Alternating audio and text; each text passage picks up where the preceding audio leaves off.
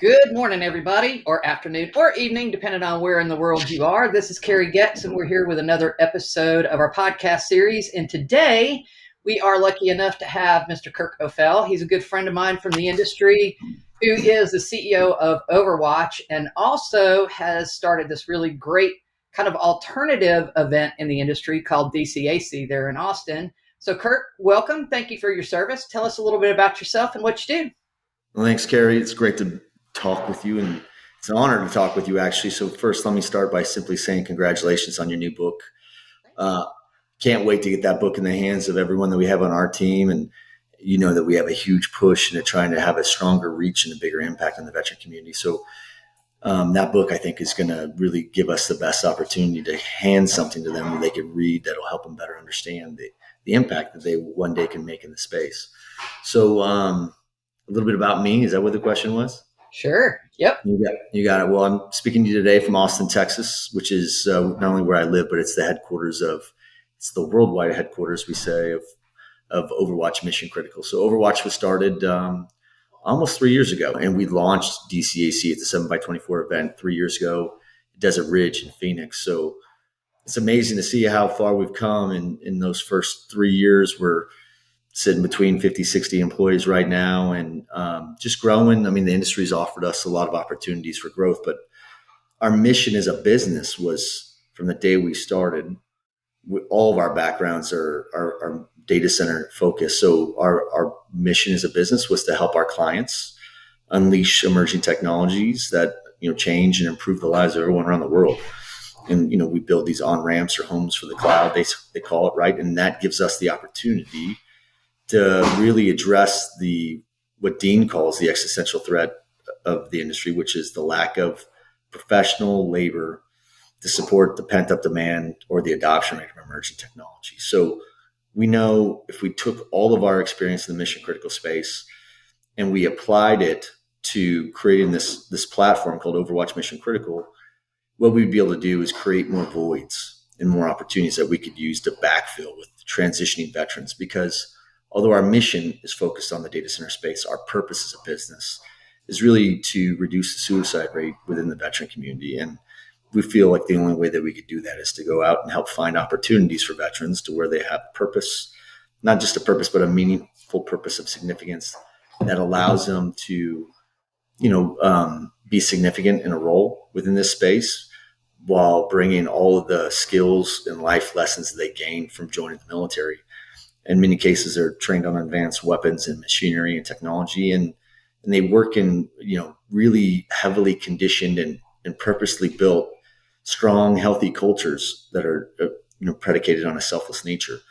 So having, highly energetic and highly trained people that are used to having jobs that include, protecting those that they work with up to and including the cost of their own life, we realize that they have a lot to contribute to culture from a leadership perspective. Our industry doesn't lack genius or intelligence. It really lacks in courage and leadership. And we could find that through the military. And when we transition these veterans out, it allows us to also contribute to the diversification of the industry, not just in veterans, but in bringing on female veterans as well. And I know that, jumpstarting the careers of women and people in trades and veterans is a big part of your focus as well. So that's why I'm super excited to be on your podcast, and I'm really excited to have you on ours one day. So let's talk about this. Let's talk about where you started in the military. So Branch, what'd you do? Yeah, I was lucky enough. I'm the youngest of a bunch of boys. I have a brother in every branch. My father's career. So my father turned 18 in Vietnam, loading bombs on F4s. Oh, wow. He came out of the Air Force 24 years later as a lieutenant colonel. He had thousands of hours in the cockpit of a couple different platforms, but he spent a lot of his time flying B-52s. And then he moved us around, to bases that were accretive to his career growth. And then when we got into wrestling, he left the cockpit in the Air Force and got into industry, it's called. So that's back during the genesis of the GPS program. So in the mid 80s to late 80s, my dad ran that program for the Department of Defense when GPS was still just a military application. It was used for military only. Right now, it's so prevalent we can find it everywhere. It's in your phone, right? But I left high school where I was a wrestler, like the rest of my lineage, and by then all my brothers were either active duty or at an academy. My father was active duty. Actually, I went to college and tried to wrestle for a few years and realized that college wasn't for me. And one day I woke up and discovered I'm going to go into the Navy. I knew I was going to be in the Navy. I just thought I would go. Oh, my husband's a Navy man. I went down a different path. I wanted to get into the submarine community. So I ended up I took a technical rate and went to, a bunch of technical schools, and then ended up on a fast attack submarine station in New London, Connecticut.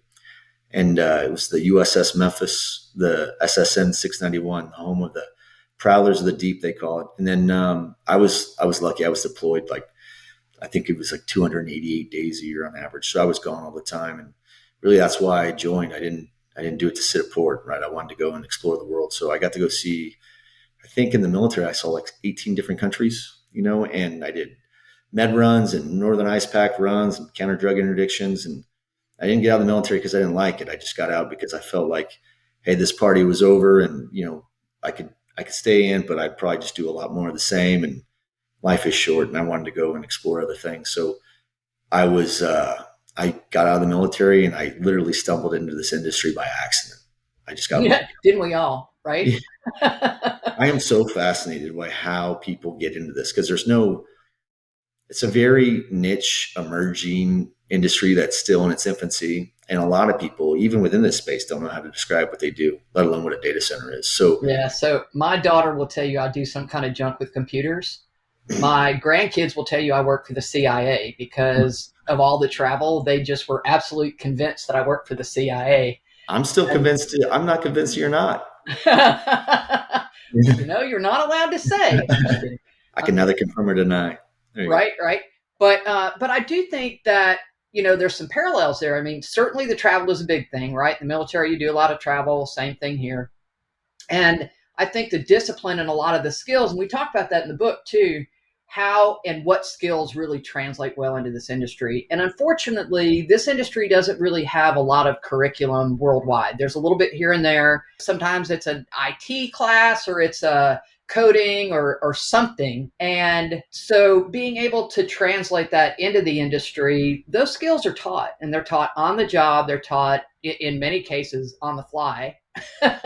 Yeah. Which I think really lends itself well to military practitioners, because that is one of the best qualities, is being able to think on your feet. I think that that's the one thing that you can't really codify as well, is the pressure testing that we take when we're in the military, right?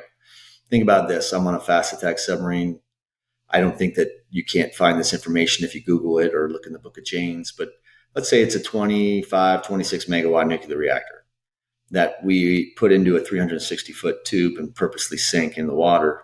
And we have that partnered with a platform of weapons and high advanced technology. And we've never, we haven't had problems with nuclear submarines because of the attention to detail that we have. And that comes from hours and weeks and months of heavy training, consistent training. And what that does is it conditions our mind to think about things in a very default aggressive or proactive approach, to where we don't wait as much.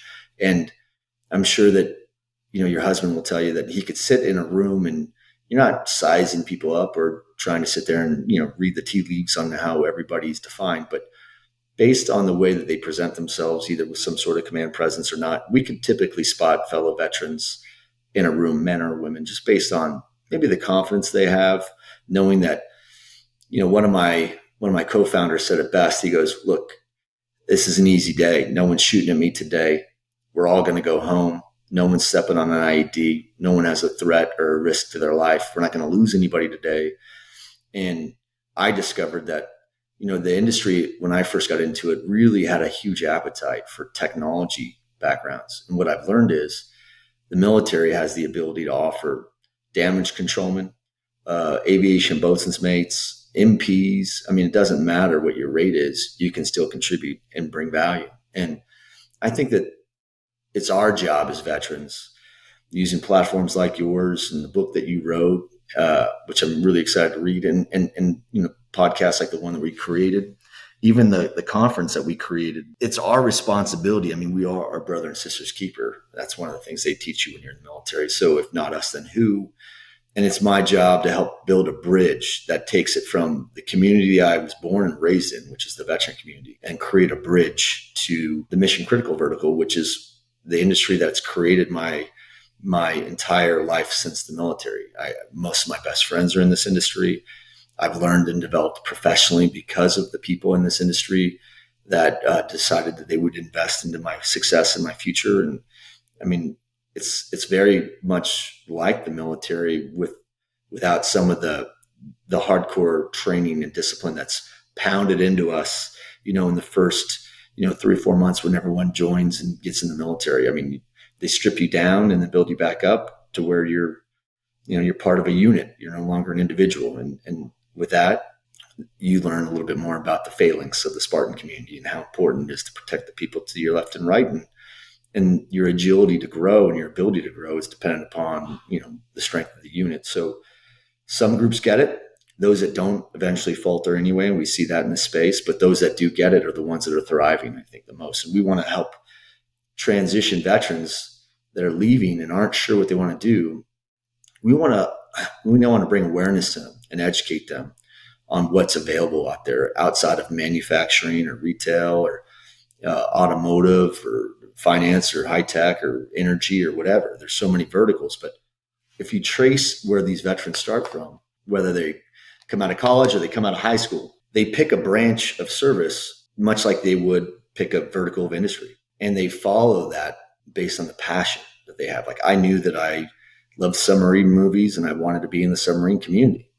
I identified as that. And me, on the other hand, I'm claustrophobic. And if you told me I had to go in a submarine, I'd probably have a heart attack. I took a tour of one. They're tiny little things. It takes a little bit of time, for you to get used to working in super confined spaces. But it's one of those things that, we all started from somewhere. So believe it or not, I'd say 9 out of 10 of submariners I ever met would tell you, I'm claustrophobic as hell. I don't want to be here. But they love the mission. They love the purpose of the mission. They love the command. And they love the people they serve with. So they're going to suffer those inconveniences. And it's a decision that they made, right? So most people that join the military don't do it because they're looking for the comfort spot or the easy thing. They're doing it because they want to be disruptive. They want to be a change agent. They want to be significant, drive change, and be a part of something special. And they're willing to suffer those inconveniences to do it. And I think the thing that we have to identify and really embrace is a lot of those people that leave the military. Let's be honest, they didn't join the military to make money. They did it to make a difference. And when they get out of the military, some will be coin operated. They're going to be going out there trying to figure out how they can commoditize themselves and go to the highest bidder. And that's okay too. Everyone's in a different part in their life. But most people are doing it because they want to go be significant again. And they want to go find a job that will give them a good balance and a good quality of life. And, the military is good on doing what's called left seat, right seat training. Doesn't matter what branch of service you're in. When you show up, you get your primary duties, and then your collateral duty is to either begin to learn the job of the person above you or to start teaching your job to the person below you. But either way, you're going to be constantly in this state of growth and development, and they're going to be pushing you to advance through your career. And I think that if we can help those that are leaving the military that want to be back in a climate or an environment or a culture that allows that to happen, to where, one, they're either inspired by what they're doing or who they're working with, and they feel safe in that environment. Like, you don't feel safe on a fast attack submarine on a 6-month deployment. Clearly. But you feel safe from the dangers and the risks that you have to deal with and live with and tolerate on a daily basis on a submarine. But the threats that submarine really faces, they all really come from outside the ship, because everybody inside the ship is singing from the same sheet of music, and they are all focused on the same mission, the same objective. And the threats, for these people to feel safe in corporate America, they need to know that the people that they work for are going to block and tackle for them. And they're not going to, when they fail, just hang the mistake around their neck and let them suffer. They want to be inspired. They want to feel safe politically, and then they want to be fulfilled by what they're doing. And if they do that, they're going to suffer an inconvenience on what their overall total earning potential is, because they're going to think about it in the long term.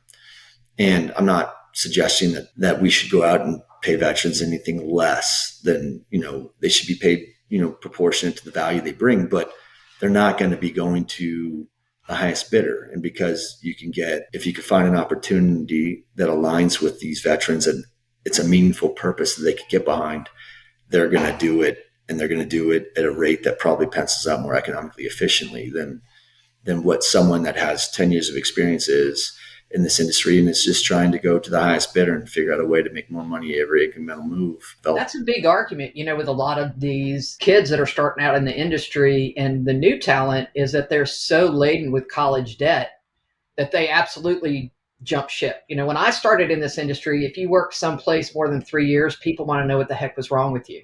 Yeah. Because it was developing so fast, and a year experience became worth a lot of money. 2 years experience became a lot of money. And so, if you stayed at your company with a 3% raise, you were making 20, 30,000 less than you could if you jumped ship. And 100%. So it became this constant culture of train, leave, train, leave, train, leave, train, leave. And I think there's a dedication that comes with the military attitude that a lot of people don't give credit for. But also there's a huge diversity in the way that you approach a problem or a situation, right? And I think that what we're losing a lot of in this industry by trying to force everybody to have a 4-year degree, we're taking away their diversity. We're saying, okay, we want everybody to learn this way. And then when we go to write a piece of code, everybody's going to know only this way. And that's the way we're going to do it. Whereas if you had somebody that came in from a military background or a non-education self-taught background or a trade or a similar industry, they're going to think things differently, like the tradespeople. They're used to just reach and get it and fix it and make it work. And college kids may want to have that analysis paralysis. And so talk to us a little bit about, when you did transition and you came into the private sector, and, what was that transition like? What skills did you learn in the military that were extremely helpful? What were some of the challenges you had, and how did you overcome those? Yeah.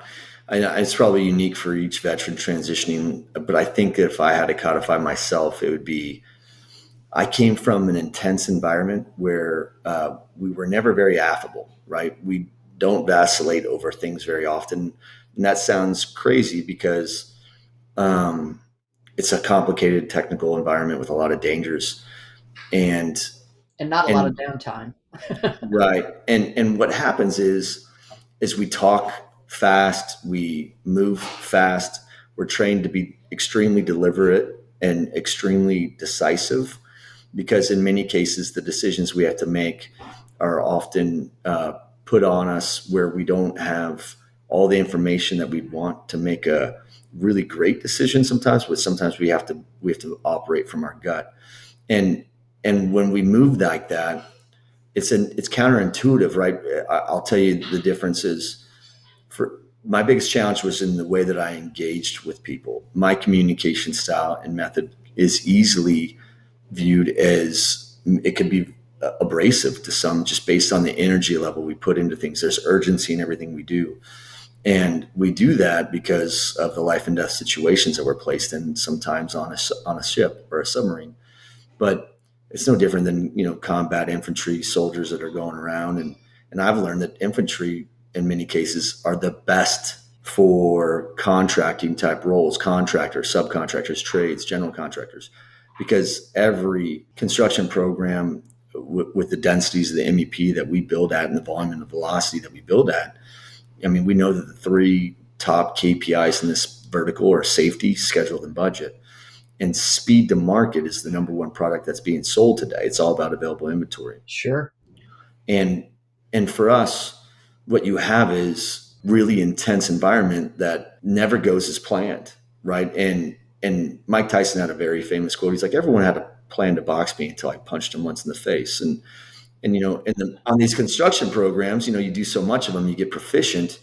And we used to think that experience, and I'm not trivializing experience, in my opinion, is only as good as the failures you've made in the past, because you get the critical coping skills to learn how to deal with, overcoming adversity and challenges, and, pivoting hard when you make decisions that are wrong, and then, rotating back into a way in which you're back on the right path.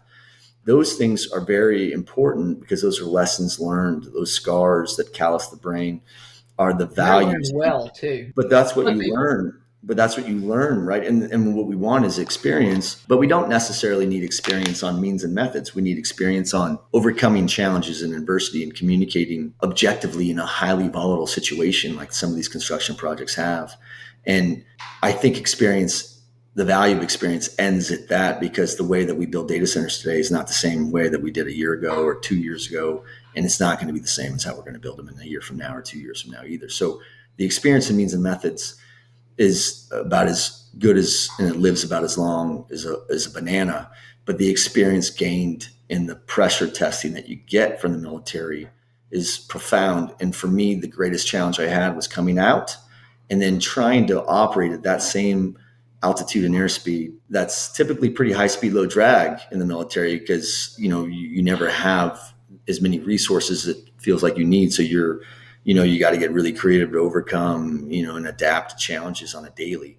And those things are valuable. But when you do that and you transition that into the military, my biggest challenge is I was probably, I would guess, too aggressive, or I would move too fast. And people were constantly like, slow down the way you talk, slow down the way you think, slow down in everything you do. And I'll tell you the difference is, in the military, the primary product in the military is people. It's the human resource. Yes, we have advanced weapons and technology, but they still got to be, they're managed and operated by humans. And the human in the military is the primary source of value. It is the primary source of hope. But in the civilian sector, it's the opposite. Like, you could talk to an HR department and they'll tell you like the greatest threats you have to your business are going to be from the people that you hire. That, if they fail, they can bring the company down, or if there's an HR violation or some sort of something, then, they're suing the company and data leaks. Yeah, but they look at, the optics, the way that the companies in corporate America, or the civilian fleet, we call it, look at their employees. It sometimes is the greatest risk to their business is their employees. Whereas in the military, the greatest asset to your unit is the people, right? Whereas it's a completely separate model. It's a completely opposite model between the military mindset and the civilian mindset. So when you transition into the civilian fleet, one of the things that I do is I coach, I talk to veterans every day, and we have the purpose of our business is to help support the veteran community, where, we have what's called the Overwatch task force, which is dedicated to just supporting our efforts and bridging the gap between the veteran community and transition and this industry that, I have the same statistics and models that you've probably seen, but our industry in the next 3 years is set to be short more than 250,000 people to support the growth within their industry. So how do you take people that, followed their passion and picked a vertical of industry in the military by literally selecting a branch? Each branch of service has a different objective, and each branch of service has a different value that they bring people. Some, the Air Force and the Navy are very high tech, very advanced technology, from satellites and space and, aviation platforms. And the Navy has, the nuclear Navy, and they got advanced, technology as well. But some of those branches, like the Army and the Marine Corps, are exceptional at creating more leaders, not just people that can give orders, but those that could follow them exceptionally well. And those are the ones that are pressure tested, because in the mission critical space, we measure the success.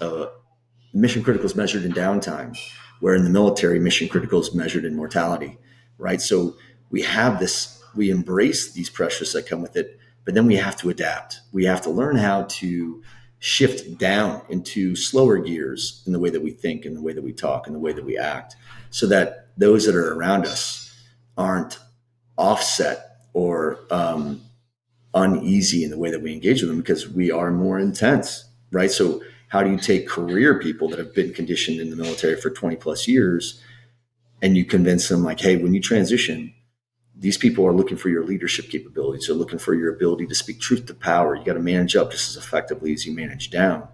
And yes, you may not know what a data center is, but half the people in this space don't know how to explain what they do for a living, or even know how to describe what a data center is. So the beauty about what we do is it's all based on our education platform in this industry is really based on immersion.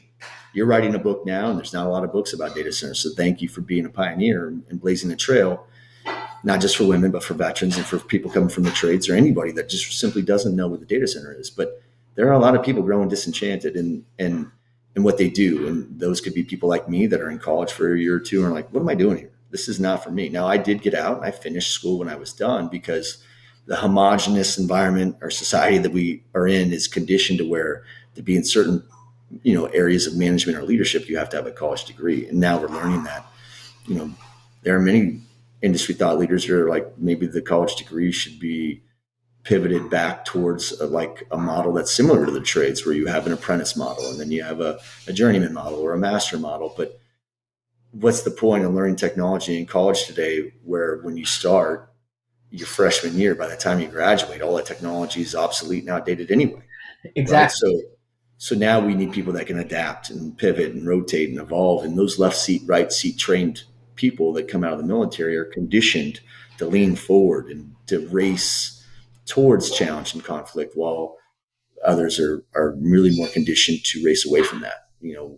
We thrive in environments where you could only be successful if you're comfortable being uncomfortable, where some people are like, when I'm uncomfortable, I have to shift away from that model and take me back into a space in which I am. Does that make sense? Yep. Yeah. And we'll certainly put links to Overwatch and some of these resources in the description of this podcast for anybody that wants to get in touch with you and work to transition out of the military. Let's pivot a little bit and chat about the DC anti-conference, DCAC. What prompted you to start that, and give us a little insight there? Yeah, fair question. So I, like you, have been in the space for a while and have had the opportunity to attend about every conference in this industry, right? And I think it was in 2015 I started, the data center season kind of opens up. There's like a 4-month window in which it's just like plow, plow, plow. And I went to DCD, New York, and then I went to one in Chicago, and then I went to a conference in Dallas, and then I went to one in Phoenix, and I went to one in San Francisco. And by the time I finished in San Francisco, what I realized was most of the speakers were the same. Most of the topics were the same. And it was, 70% of the conference was really vendors getting up there talking about the new flux capacitor they made, or the new widget they rolled out with, or the new software they have. And I said, hey, listen, I'm not gaining anything from these conferences outside of the networking. So people started not even attending the conference. They were like lounge lizards is what it was called, right? Where periphery. You're like, look, how many people go to a conference like a 7x24 at the JW, and they rent a room and they hang out in the lobby bar and they network with everybody there, but they don't even have a pass to go in. There's some people that do. Some of the conferences used to be pretty strict on who could attend their conferences too. They're like, well, if you have a title of this, you can't come. And I was like, yeah, there's a lot of them that still do that, actually. But it made no sense to me. So I'm like, well, look, there's a lot of people doing a lot of things in this space, and I'm not hearing from them. I'm hearing from the same speakers at every conference, and they're talking about the exact same things. And there's not much being talked about from enterprise end users or operators. And those are the people that are making the largest purchasing decisions. They represent 80% of the capital market spend. So I'm like, why is the ecosystem talking about their widgets to these other audiences? Like, why would Schneider or Vertiv or Eaton or those other groups get up there and talk about their stuff when most of the people that are listening are people that also build the same type of stuff, right? So I said, with this industry, it doesn't need another conference. It just needed a better one. And I was like, it needs to be something that has a stronger purpose.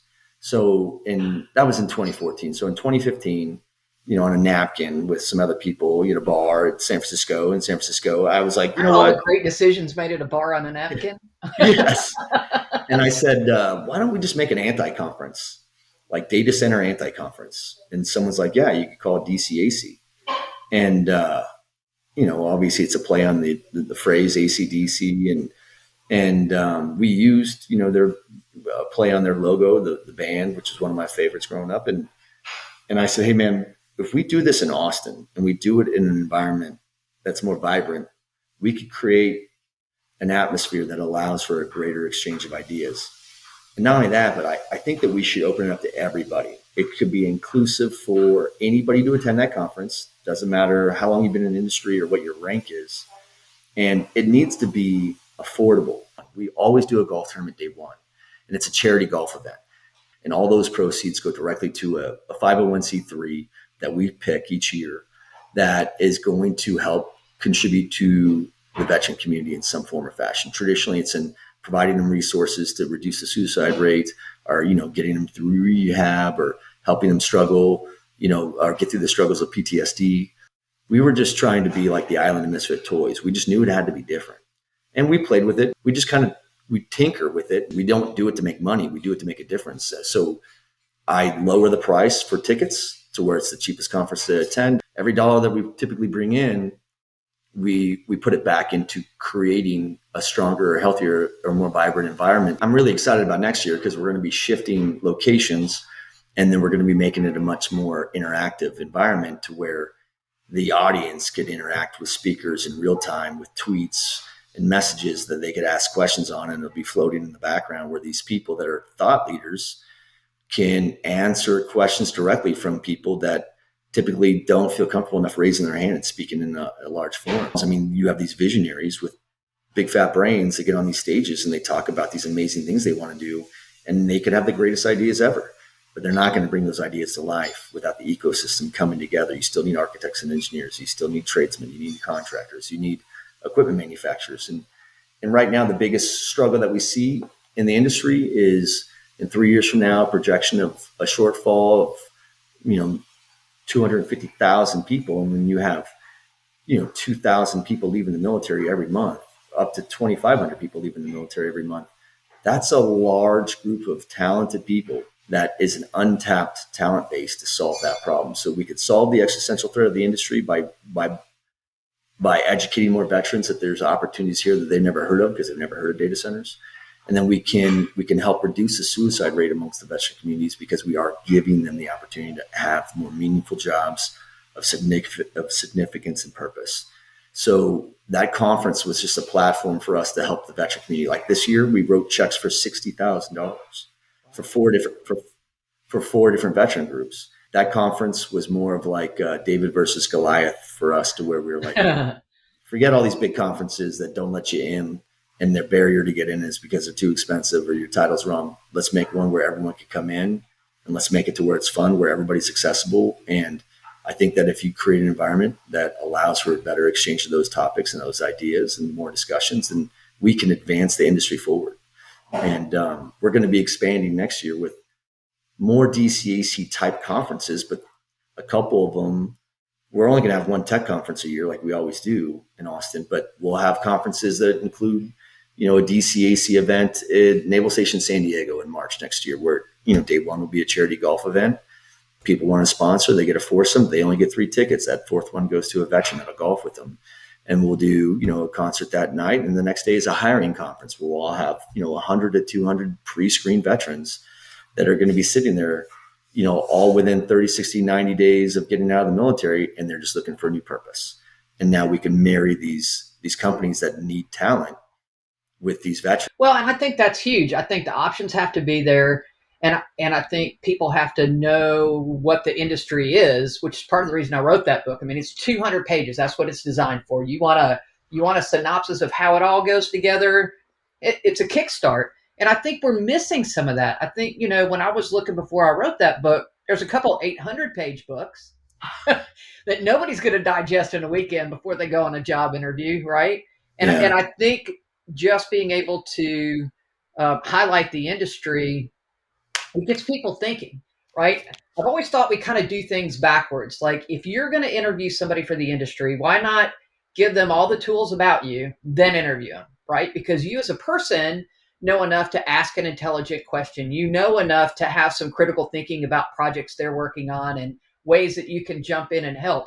But how do you do that if you know nothing? Like, reading their webpage is not going to get that for you. And so with this, this whole industry, we are unknown for the most part. And I think that is a big burden. So good for you for doing all that. I think it'll definitely be helpful. Well, good for you for not only having a podcast platform that allows you to reach a broader audience. Thank you for writing a book. I mean, we created a podcast platform as well at the beginning of this year. And it was because what I learned is that I had limited reach with the DCAC live conference. A podcast, like our podcast is, we have industry thought leaders on, and we bring on veterans too. Sometimes they're industry thought leaders that happen to also be veterans. And we do the podcast and we point it directly to these Navy bases and these Army bases and these Air Force bases and these Marine Corps bases where we have contacts. We're like, spread this podcast to all the TAP advisors. Like I was on the phone yesterday with a Master Chief at Naval Station San Diego who had me on speakerphone talking to a TAP class, which is the Transition Assistance Program for the military. No one gets out of the military, regardless of your branch, unless you go through TAP school. It's typically like 3 days where you have people talking to you about your VA benefits and what are out there for you, and what to look for, and how to write a resume, how to write a LinkedIn, how to those are tools that we need. But if I could send a podcast to the fleet, and you have a series of Master Chiefs and Command Master Chiefs that all come together and distribute that down to their sailors and soldiers and airmen, then what we do is we get to use that vehicle to have a wider reach. And your podcast will allow us to do the same. And the more that we could reach, the more of us that will come together.